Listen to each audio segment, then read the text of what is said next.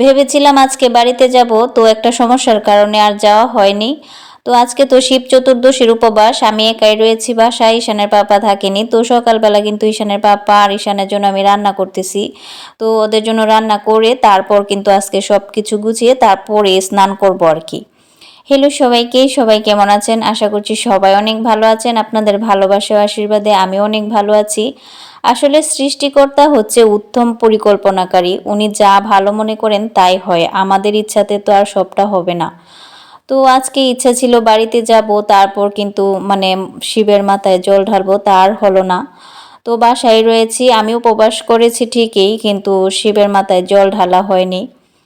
তো এখন রান্না শেষ করে তারপর কিন্তু আমি স্নান করব, তারপর বাসায় আমি যেহেতু উপবাস রয়েছি, উপবাসের জন্য কিছু করতে হবে। তো প্রথমে ভাত বসিয়ে দিয়েছি, ভাত হয়ে গেছে, আর এদিকে কিন্তু শুধু একটা ডিম ভুনা করে নিচ্ছি।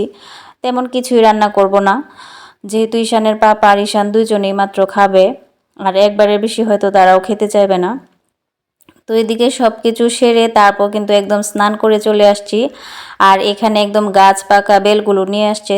তারপরও আমি একটু ভাপ দিয়ে নিয়েছি, প্রেসার কুকারে 2টা সিটি দিয়েছিলাম বেলগুলো এভাবে ফাটিয়ে। আর বেলের শরবত তো শিব চতুর্দশীতে সবসময় করা হয়। বেল হচ্ছে মহাদেবের অনেক প্রিয় একটা ফল।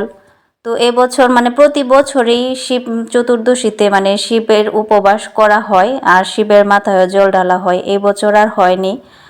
তো এখন কিন্তু আমি যে 2টা সিটি দিয়ে নিয়েছি, এখন বেলের শরবত করব আর হচ্ছে সাবু দিয়ে পায়েস করব, আরও বিভিন্ন রকমের ফলও ছিল, এগুলোই খাওয়া হয়েছে আর কি, যেহেতু আমি একা আর এত কিছু করি নাই।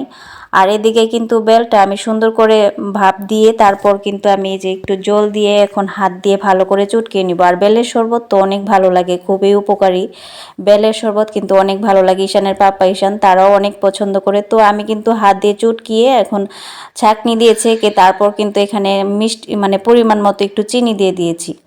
আর আজকে আমি এখানে শরবতে দুধ অ্যাড করি নাই, প্রায় সময় দুধও দেওয়া হয়, আজকে আমি দুধটা স্কিপ করেছি ইচ্ছা করি, দুধ আমার ভালো লাগেনি। এমনিতেই মনে হয়েছে যে বেলটা একদম গাছ পাকা, খুবই ভালো ছিল, আর শরবত খেতেও অনেক ভালো হয়েছে।